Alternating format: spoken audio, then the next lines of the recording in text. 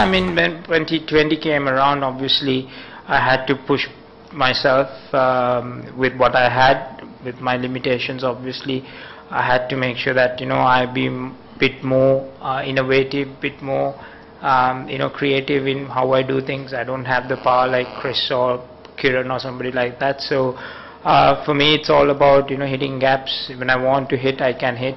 Maybe not 100 meters, but maybe 70, 75.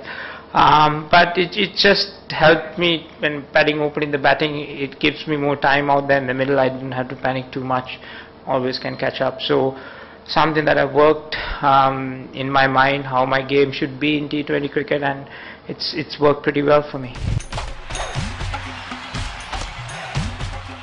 Well, I think credit should go to the bowlers. I think we had a good game plan. We knew the wicket would be on the slow side, so we can't give them any width. So we bowled nice and straight.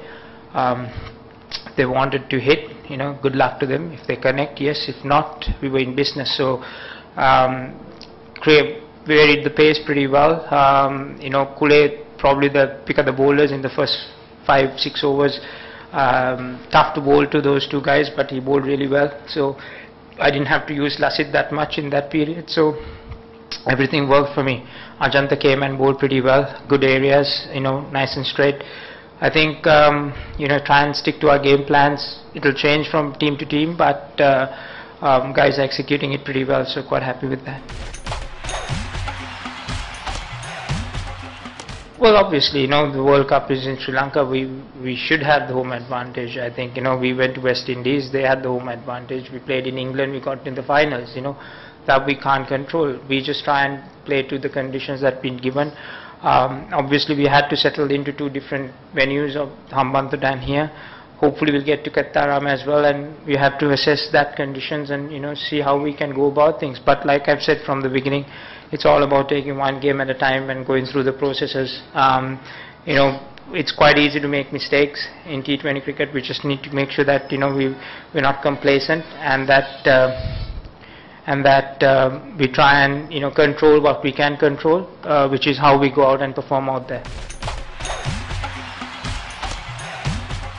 No, not really. I think Kule is an experienced campaigner. I think he's got enough experience now. He's been a regular for us in the last 5 years or so.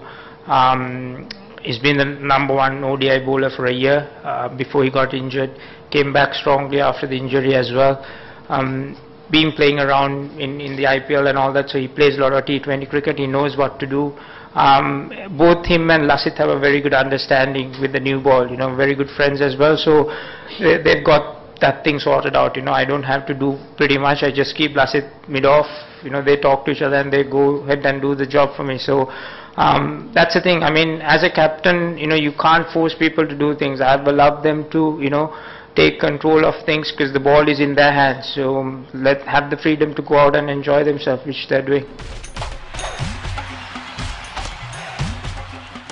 Well, obviously, the bigger picture is that we were just chasing 130 and we had a pretty good start. We didn't have to take unnecessary risk against Sunil.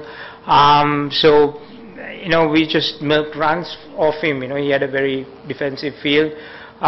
There were a few occasions which we could hit boundaries off him, which we did. We didn't have to take unnecessary risk today because, we were chasing a lower score. So, according to the situation, we just handled him.